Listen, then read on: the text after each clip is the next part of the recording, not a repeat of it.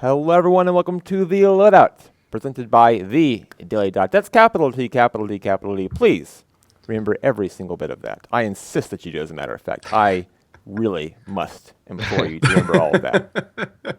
Today, we have a couple of nice interviews lined up for you. Some Dota folks talking Dota in our second hour, but in our first hour, a much more interesting interview, I think, in my personal and professional opinion, as a matter of fact. We have a Hungrybox of Team Liquid joining us straight from EVO and his runners-up finish in Super Smash Bros. Melee, I believe the second most watched game at EVO this year. Quite Yeah, it was. feat. An impressive feat for the game and for this man right here who took home some hardware and a nice little, nice new fight stick, I believe, as well. Are you going to you guys use want to that? see it? Oh, yeah, yeah. what are you Yeah, gonna yeah. do with that thing? Well, hold on. Let me pull it up for you guys really quick first. Yeah, Give me a go second. Let's see it. Let's see it. Yeah, we got time for this. Look at that beautiful chair. It's a wonderful Team Liquid chair right there. Beautiful Team That's Liquid that's Smash Brothers Esports right there. That chair. chair. Everyone's been asking to see this, so it's not that bad of a thing. But basically, it came in a Mad Catz box, and honestly, one of the coolest trophies I ever had. Because now, I have an excuse to start playing other fighting games, which is really cool.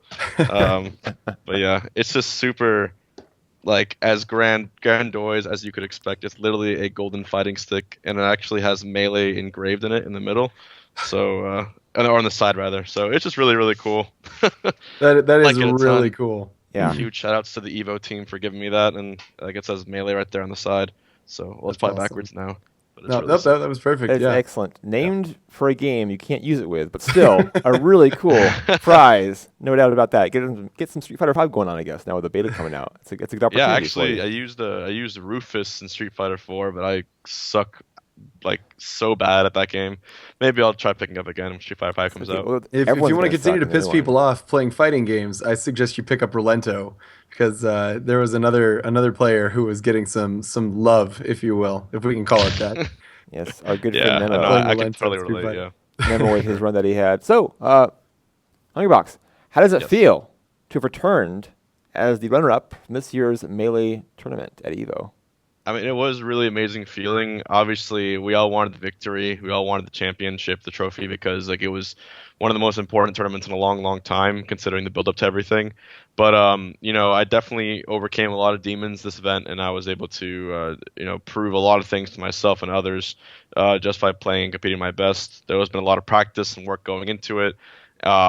Much more practice than I'm usually accustomed to, and because I had the summer off from work and or school, I was able to, really focus on Melee. And I feel like FC Return Evo was the result of me just putting in a bunch of work into things, and it sort of helped me come out almost on top, so to speak. So I was very pleased with my performance. You feel like the work was validated with your run there?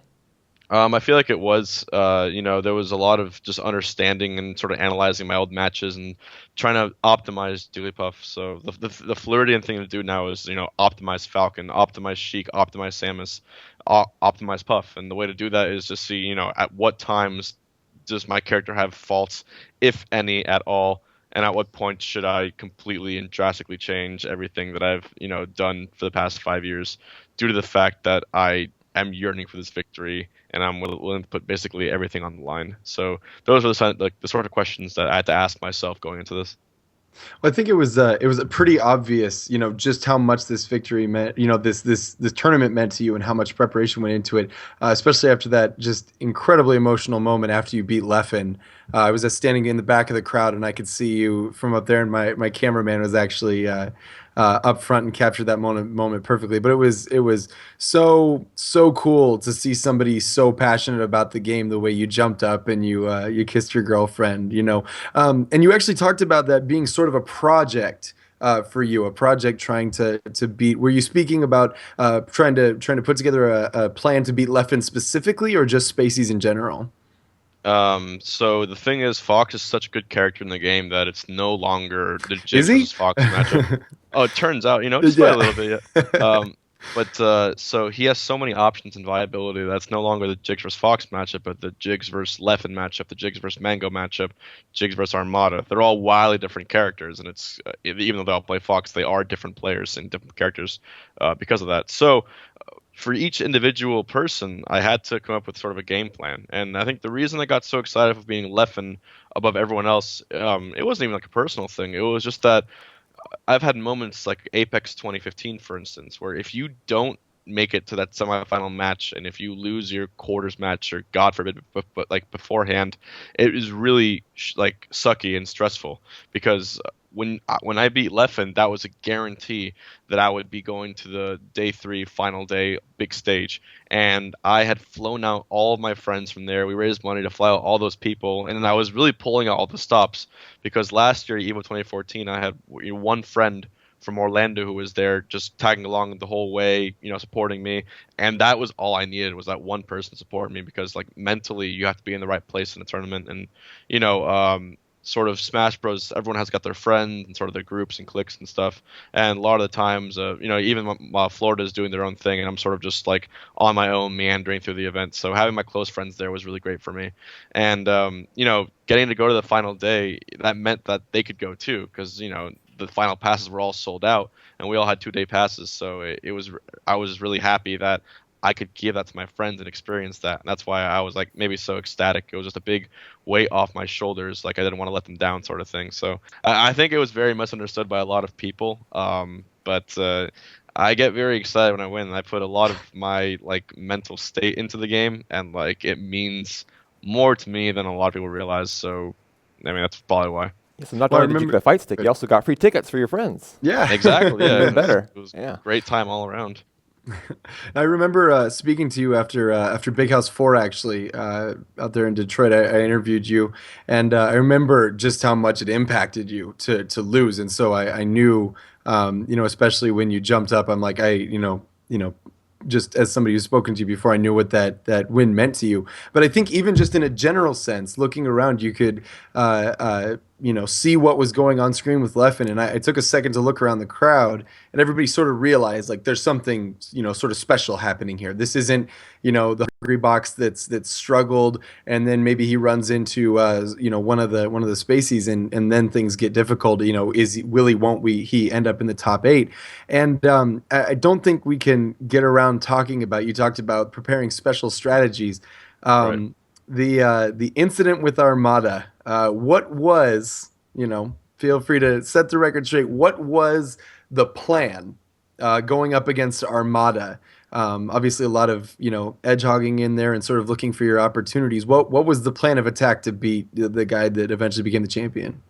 So I went to FC Return, I think a week or 2 before EVO, because I wanted to, sort of put my feet in the water and figure out what was truly going to work against Armada and Leffen.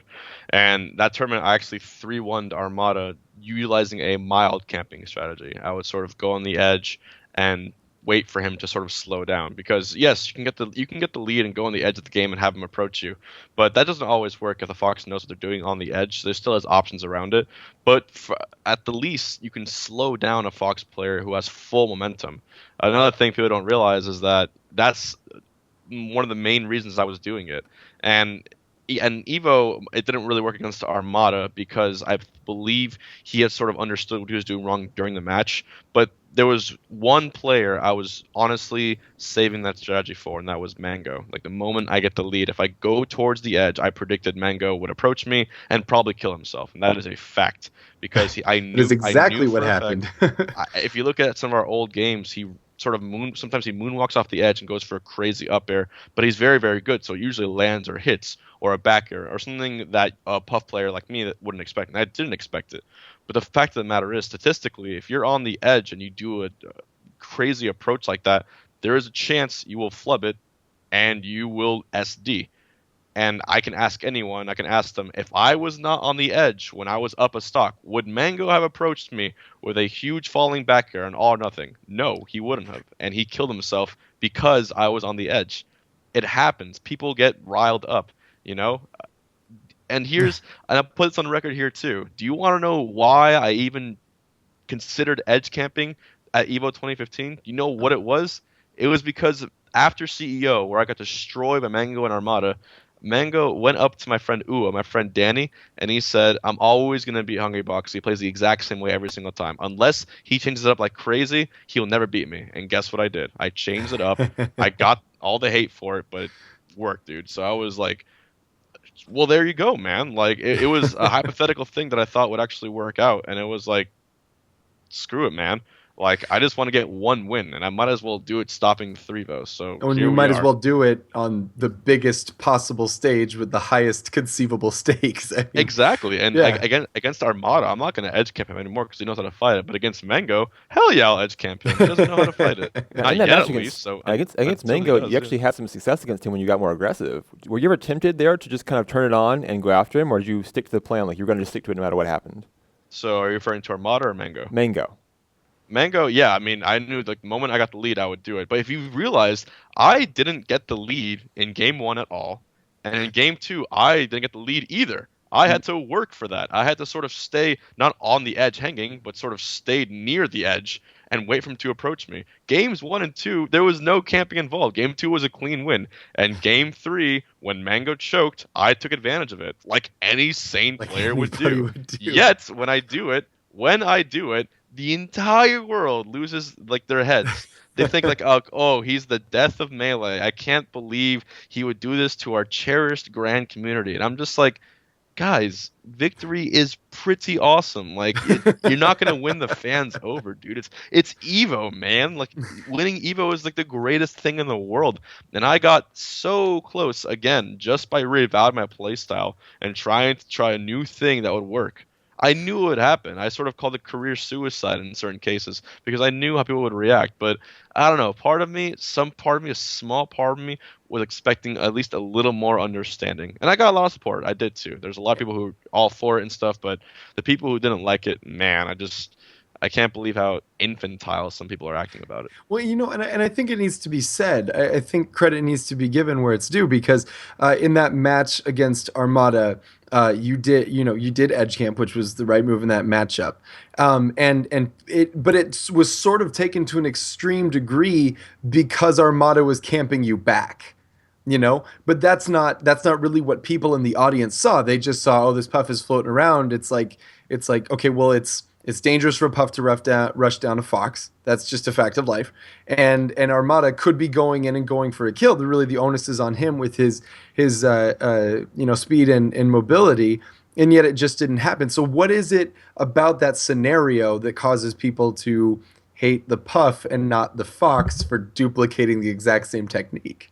Well, Ian, I'll be straight up, dude. Like last night, even I was scrimmaging with the same partner, Danny, and Crunch, my two main Fox partners here in Kissimmee or Orlando. And I just wish I could have had a camera there just to record the matches, just to see how much I get lasered, how much lasers happen in just one set of our scrimmages, because that's how they play against me. That's how they adapt towards me. Now, the thing is, when Fox camps, it doesn't look nearly as, I guess, stoic or static, because he's always moving around. He's just using platforms, using his speed, utilizing his tools against a character that's bad against it. Sure, he's short hopping. He's pumping out the lasers. Short hopping, like double short hopping. If I jump high, he lasers high. Mm-hmm. But if I am losing a match, on a big stage, say like FD or Pokemon Stadium, and the Fox is lasering me, what do I have to do as a player? I have to go in or else I will lose the match. That is just mathematics. If you have a higher percent, you lose. Done. Always. So I, myself, am forced to go in. If we're talking about playing the perfect melee, Super Theory Bros, 0% each. The game starts neutral start. Fox lasers automatically. Already has a lead. Great. From the minute the match starts, I have to approach. It's the way it goes. And I can try going around him, but Fox has to sort of weasel through me, which he can easily do. I'm going to get riled up about this. Are you a little frustrated right now? It's just 7 years of pent up. Like, I'm just like, for this Puff to win, let it out. Yes, he has to punish Fox. He has to get a grab. You have to combo him, and you have to read Fox in order to get that grab. You have to. He's simply the best character, and he's fast. And I dare anyone in the next 5 years. I will put money down. In the next 5 years, I dare you. Go play Puff, and I dare you. Take a set off Armada, Leffen, or Mango with Puff in the next 5 years, and I will shut up. And let's see you do it without knowing what the hell this character is capable of. It's completely insane, this matchup. But well, and to your credit, expanding on what happened in the rest of the tournament, there was, I mean, obviously you did so much more after that incident, after people rushed the stage to boo you for beating an opponent, which is as ridiculous as it sounds.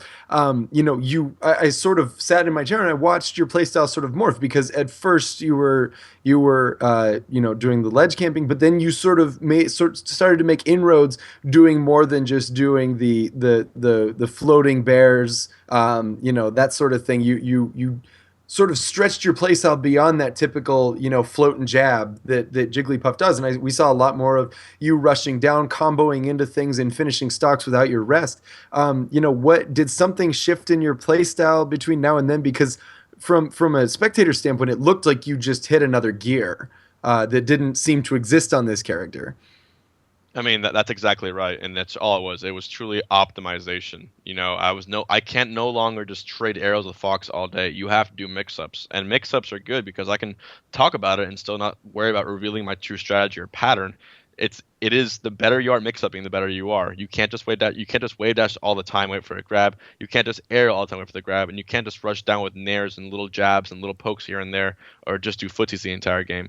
The entire matchup is mix-ups, and the perfect Puff will get a grab on Fox at any percent, up throw him, and kill him every single time. The day I am able to do that, and it's still not currently, I'm still kind of far away from that, but the day I can do that, I will be the world champion.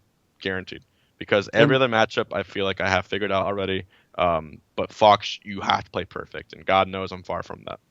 That actually leads perfectly into my final loaded question.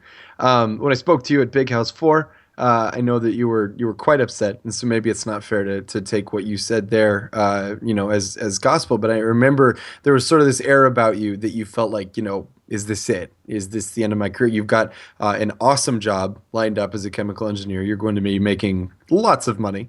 You've obviously got a really strong base, friends, family. You've got this great life, that exists outside of Smash.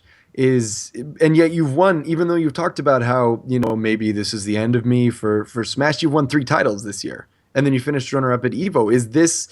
Are we seeing the last days of Hungrybox, or is there still something left in the box? Because it seems like we're seeing some of the best days right now. Yeah, honestly. exactly. We're seeing your prime all of a sudden. You can't leave now, right? Yeah. I mean, so it was more retrospective for me when I announced that I was doing that FC, that I was starting my work at West Rock, which is a paper company.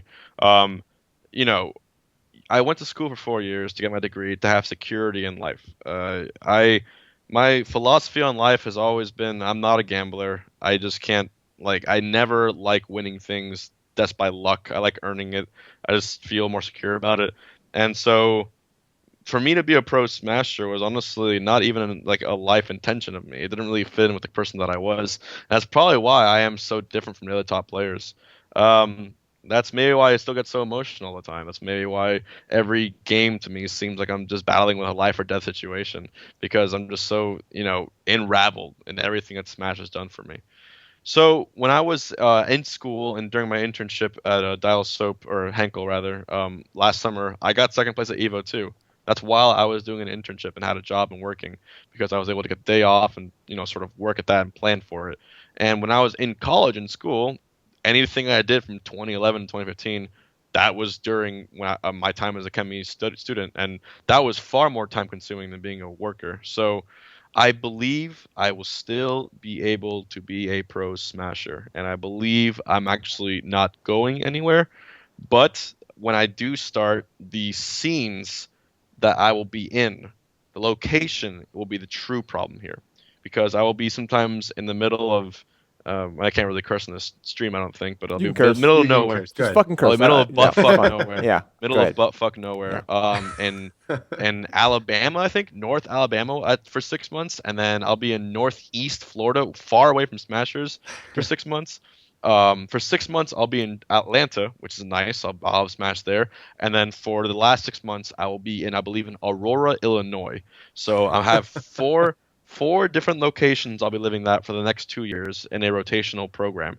And you better expect that I'm going to try to push for online Melee and net play to be a thing, because I'm going to have to, man. I'm going to have to just buy the expensive internet and just play, because I want to keep playing. I want to keep competing. And if I'm able to, just allocate, put work as my priority and just allocate my vacation days wisely, I want to attend these nationals. It's in my heart to do so. And it would be a waste of talent, I think, to not use it that way. And I start work the day after SmashCon ends. So sadly, I probably can't go to SmashCon unless a miracle happens. But, Big House, of course I'll be there. Even MVG Snowstorm in December, I'll probably be there too. And maybe Paragon too, if I can make it all count. So I need to compete, man. It's in my blood, and I'm not done pushing Puff yet. I thought I was done, but after my buddies enlighten the game for me once again, there's a lot more work to do. Maybe it's time to start a community in Buttfuck, Alabama. Like, you're the seed in Buttfuck, The Buttfuck Smashers. yeah, the Buttfuck Smashers. Not saying Alabama's a bad state. It's probably really pretty, but I think where I am, I've never heard of any Smashers from there. Well, the town of Buttfuck sounds terrible, honestly. The town of Buttfuck, yeah. And being a chemical engineer, they sort of have to put the plant somewhere that if it explodes, Only the workers die. Only the workers Only die. the pro Smasher will die. None of the city people. Yeah. It's Alternative plan. I have another route for you. Maybe you're the guy who's going to collect the bounty on Zero. I mean, because by the time you get good enough at Smash 4 to beat Zero, he'll be worth like $500,000. So like, I wanted that to be a thing, and anyone watching right now, if any sponsor is actually trying to pick up Zero and you want to make a lot of money and grow attendance for Smash 4, if any of you guys think that Smash 4 isn't worth it, tell one sponsor to put $1,000 on Zero's head per national he wins, and do that for 20 nationals. Whoever beats him gets the prize pot. So if you win 60 nationals in a row and someone beats him at, I don't know, EVO 2016, $16,000 in your hands right there. That would be so hype. And we need that, because there's never been a player as dominant as Zero in any Smash game ever, I don't think. Has there ever been a prize pool that big either? Not that I'm aware of. Biggest prize pool for Melee ever? I'm not sure, actually. I'd have to look that up. I think it was EVO, and it's still not much. I mean, right. Yeah. Don't have to tell you that. You got the fight stick, that's though. the problem. We need Nintendo to start, putting in some money, or need other big companies to start, really upping these prize pools, Well, do you think there's any shot that Nintendo will offer some more support to Melee, given that it's still the strongest community in Smash and it's still going the way it is? I mean, the characters are still growing and expanding. It's crazy how the scene continues to evolve even now. I mean, it's crazy. Nintendo's almost saying like, "Oh, free money? We don't want free money." Like, "Oh, Melee HD, there's no money in that." There's no way that millions of people wouldn't buy Melee HD, and the entire competitive scene in our company would grow exponentially. They don't, for some reason, they don't see just how, like, sometimes they think Smash 4. I'm not gonna, bad talk Smash 4, but the mechanics of Smash 4 are more casual friendly. It's easier to play, pick up, do all those things. But I don't think that they really understood that even if they released Melee HD, or a game that was just like Melee, the casual audience would be there 106% there of the time. They would get even more people, not to mention the entire support of the unbridled competitive community. And to me, it's a simple solution to all these things. But I mean, a lot of people, myself included, I can't count the number of times I've thought, I should pick up a GameCube and a controller and a copy of Melee and start playing. And then, of course, the roadblock becomes, who the hell am I going to play with? I'm in the middle of Iowa. Who the hell am I going to play with? My wife looks at me and she's like, "You're really going to spend $80 on a system that you're going to play one game on?" And I'm like, "Oh yeah, you're right." So yeah, no. So I wholeheartedly agree. There's a gold mine missing here. They have all the rights to all the characters. There's no legal issue. They literally just put the game on a new system, plug in an Ethernet cable, and let the money roll. Exactly. Throw in what? More first party characters. Throw in Birdo. Throw in just anyone else that they already have, and then they're good to go, dude. It's like exactly. Well, their attitude has changed a lot over the course of the past 2 years. In particular, they almost tried to get Smash out of EVO, of course, and now it's firmly entrenched. And they have official support, and of course, you yourself experienced the change when you had to play the president of Nintendo of America, and had a pretty good run against him, as I recall. He didn't fare too well in that. It was set. definitely definitely a nail biter, that match. I mean, Yeah, it was just like, but I have to hand it to. If I could take it all back, instead of being, I was just doing this sort of tongue in cheek, like, hey, I'm gonna be like an asshole to him because he was an asshole to me. That's all I was going for. But if I was truly back there again, I would have thanked him for the opportunity. And I remember that he offered me a job at Nintendo. To this day, I'm not sure he was being serious, but if he offered me a job at Nintendo, I would have asked, so, what kind of job are you talking about? Right on stage? And what if he said, like, you will be our official Smash Bros. Correspondent, and you'll be our new playtester for all upcoming Smash titles, including Melee HD. God. No, I would have, like, fainted on stage. The internet but, would have melted down. I mean, nothing, like, the internet would have just broken. We would have gone back to the Stone Age. He might have Nuclear killed you, bombs. actually. So it's a good thing you didn't ask him. I am dead. I was Yeah. not one Evo. That would be I didn't terrible. Evo, but got second rather. The official HD Melee presenter to the internet. Your new job title. It's a pretty good one. Nintendo needs someone like that. I mean, Capcom now has their guys. Capcom has Combo Fiend in that position, so why not Hungrybox for Nintendo? It makes sense to me. I'd be good at it too. I'm gonna, maybe one day, down the road, years and years and years, if after I give engineering my all, maybe when I'm older and I'm more established, I'll be like, you know what, I've got experience in industries. Who knows? Maybe I'll be like, Nintendo, what's up, man? But far in the future, far after I've done everything with engineering. Well, and we've actually got August W in the chat bringing up a good point. They did the exact same thing with Combo Fiend over at Street Fighter. If enough time passes, maybe that's the sort of thing that Nintendo thinks about. Maybe that's the sort of thing where they go, okay, let's get into this esports thing. Let's do it properly. I mean, it's just, I don't know. It's hard to imagine why a company that is losing the console war would stare a cash cow in the face and refuse to milk it. It's very weird, and it's just like, I think it's because they are based in Japan. They have a lot of sometimes the culture of competitive gaming doesn't quite translate over there. They don't quite understand the impact that it has. The number 200,000 on a stream for a game that's 14 years old. 14 years. Like, I don't think that number crazy. Truly... Yeah, well, this is a company that introduced mechanics into a Smash game just to discourage playing it competitively at one point. So, I mean, it's not hard like to tripping imagine. And brawl. Yeah, that's what I'm talking about. Yeah, the tripping and brawl mechanic. For them to add that in, there's a disconnect there at some point. There really is. And even Brawl was an attempt to sort of liken to the casual audience, but Brawl was full of all sorts of Parmesan cheese and just things that you couldn't even get around. Like, it's hard for me to believe that the playtesters included a character like Meta Knight and thought, this is balanced, this is fine. I picked with the dog and the fire, like, this is fine. And then also had the audacity to include Ice Climbers Infinite, every character, every stage, any percent, any situation. It just seems very odd for a Smash Bros. Title to have that. And now Ice Climbers having that in Brawl actually helped legalize it in Melee, because then with Melee we saw, holy shit, wobbling is not broken at all. It's nothing compared to this shit. Yep. So yeah, no more Parmesan cheese. At least Smash 4 working out. Parmesan cheese. I like that term, by the way. I'm gonna steal that. That actually leads into another conversation that I was having with Efren, another one of our producers here at the Dot. One thing that's concerning is everybody makes jokes about 20XX. Eventually everybody's playing Fox. The rock, paper, scissors game is through the roof because console or port priority determines who wins the game. And it's hard not to feel like that inevitability, the inevitability that eventually people will only play Fox, that's bad for the game. I mean, because people talk about, oh, this campy shit is bad for the game. They say this is bad for the game. They say that's bad for the game. But honestly, if you want to see something really hurt a game's credibility, look at what happened when Mortal Kombat X released Tanya. And I think it was something like 6 of the top 8 placeholders or placers were playing Tanya.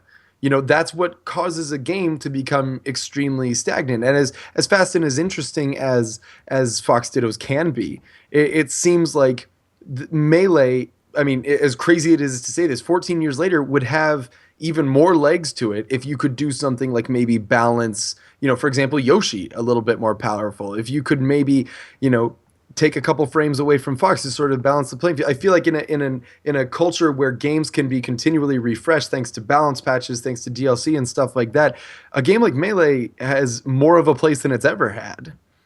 I mean, yeah, I completely agree with that too. But you have to also acknowledge the fact that PM was the sort of attempt to do that through Brawl. It was like, okay, we now have community members running this game. We have our own development team to make this game as perfect of a Smash game as possible. Have melee mechanics, Brawls, new characters, all the stages we want in our life, perfect story.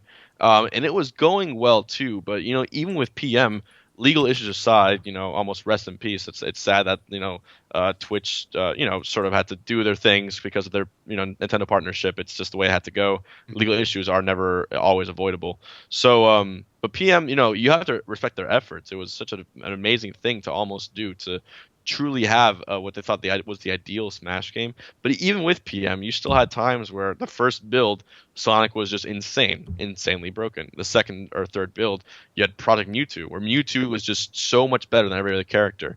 And, but it happens, right? That's game design. That's like people in the community having their own taste of game design without even being involved in the industry. It's like such an amazing thing to put on a resume, right? Yeah, hire the PM developers. Exactly. But with you PM, can pay them peanuts because they have no industry experience outside of this volunteer project. But they would love to do the work. Exactly. They'd love to do it. Exactly. It's really not even that hard of a decision to make. But the problem is that when you have a game like PM, where you know for a fact that things can be changed at any second, you know for a fact that if you're on Twitter and you see a PM dev team pop up and everything's changed, whenever there's something about the game that you don't like, you're going to say, I'm complaining about this. This is broken. I can't beat it. But guess what we had with Melee? With our little red NTSC disc, we had a game that said, fuck you, figure it out the entire time. So from year one, from day one, if you lose, you got to work at it, man. You got to figure it out. You're getting camped by Fox for 8 minutes? Well, guess what? Do it back to him. You're getting upthrown by Marth? Don't get grabbed. Isaiah, you're just losing terribly. Get good. And that's where this mentality, this fortitude of Melee comes from. That's an excellent point. Yeah, there's a balance there, I think, between patching and letting a game kind of roost, because we've seen, how many years was it before AMSA brought Yoshi to EVO and made a mark and was like, hey, this is for real. Look at this, and the game just continues to grow and develop. Even now, you have to, I think, be careful about adding patches and changing things when a game can gestate and become even deeper and deeper as the years go along, like Smash has, like Melee has in particular. I mean, it's hard to picture. I really like that point. I really like what you're saying, because ultimately, guys like AMSA, like busting out the Samus, that sort of thing doesn't happen unless you're, like you said, you're forced to get good, scrub. Well, Plup played Sheik too. Also, he was actually also did. part of that. But again, Plup wasn't emailing Nintendo saying make Samus better. No, he just used another one of the millions of tools Melee offers and found a character that was even more suited to his playstyle. Yeah, and even Axe getting top 8 with Pikachu. I think there's a lot more depth than perhaps people give Melee credit for. It's just that the top of the cream is so strong. It's hard to find that depth sometimes. Does it feel like Axe is like? Does it feel like Axe still hasn't unlocked the top level of Pikachu? Because the way he was playing against Leffen, if it weren't for like a couple critical errors, he looked like he belonged on the same stage as a character that is arguably, several tier levels above it. I just feel like that's one of the things. I know we're here to talk about you, Hungrybox, but it's not all about you.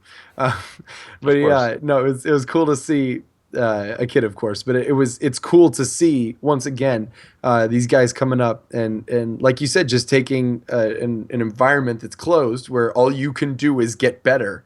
And take these characters, and I still feel like guys like Axe still haven't unlocked Pikachu's full potential. Guys like AMSA, is there more potential still in characters like that to be unlocked in Melee? Do you think there is? It all depends as to what the character begins as, and Yoshi, I think, when AMSA shook things up so much with Yoshi, it was amazing to watch, but people weren't like, what? Like, what? They were just like, okay, someone finally figured it out, because Yoshi had a parry. Right? This thing that's super technical that only like a god of Yoshi could do. But once properly uncovered, it was fine. Pikachu, extremely fast character, one of the highest APM of any character, super hard to use. But eventually, maybe someone was bound to figure it out. Someone was bound to use his up air in such a way that it could be gimped, you can gimp other people. That's when you have a character with options and speed, that's when everything changes. Compared to a character with no options or no speed, i.e., Bowser, maybe, then it's like, if Bowser got top 8 at a national, I would, call myself Nancy and go fly away. It was just like, there's no way I could see that honestly happening, just simply because he's so slow and he's just so bad. But a character like, say, even who would I think of the next character that could possibly break through? Kirby. No, not Not quite. Not Kirby. Kirby's Not quite Kirby. so Surely bad. Ganondorf would do it. Samus. So Ganondorf is always the weird one, but Ganondorf is too slow. He can Right. only do so many moves per given like time frame, and I think that really limits him too. But if a character that's a little quicker, maybe Luigi, right? Maybe even Donkey Kong, right? Like Yeah, sure. he's also really slow, but he's got some tricks with space. He's got chain grabs. He's got some stuff, but the game will naturally resolve itself, and all the high tiers, mid tiers, and top tiers are where they are for a reason. And I think we're getting closer and closer, not to 20XX, but to the point where these characters can win, these characters simply can't. And it goes that way. Yeah, not many characters left to maximize, I guess. Once Yoshi's been maximized, then Pikachu gets maximized. Ness. I think Ness can be maximized. Oh, Oh, Ness, okay. yeah. Okay. Ness has the double jump cancel, which I think if you're frame perfect, you can be amazing with. Ness has potential, but it's, again, We actually super also saw a couple Nesses at top 8 of Smash 4 as well. Oh, So, yeah. Yeah, Smash 4 Ness is actually a very good character. Because Smash 4, it's not about rush down. It's not really about technical skills ability as much as having a secure kill move and great neutral, which Ness has both in that game. Yeah, secure kill move like Wario farting is like a, it's a very different game, Smash 4, compared to Melee. Stinky, right? Yeah, It was exciting though. I don't know if you count that final. Watching Abadango play Pac-Man. He played Pac-Man to get into the top 8, and then he nearly, I think, disrupted the top 3 pecking order with Wario with motorcycles and I can't believe I'm saying this, clutch farts. I actually have not seen a single match about Abadango's Warrior yet. Everyone keeps talking about it, but I'm It's going to incredible. definitely watch it. Yeah, I really heard it really was. is.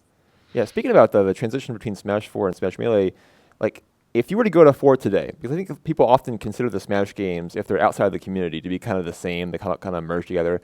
If you went into 4 today, like you competed in a major next week in 4, would you think, like, what placement's realistic for you? How well can you translate? Probably the same placement. I entered Smash 4 at EVO 2015, by the way. Oh, okay, we didn't see it. It was I went custom villager in that tournament I just played really annoying. I saw like 3 tweets from you that were like, I tried. Okay, now I'll play a different character. Okay, I'm out.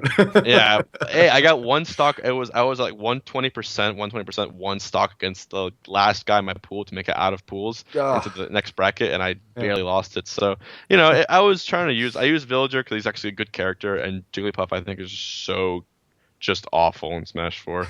Not as bad as Brawl. In Brawl, she wasn't even a character. She wasn't even. You were better off like using a sandbag in that game than using Puff. But at least in this game, she has some options, especially in teams.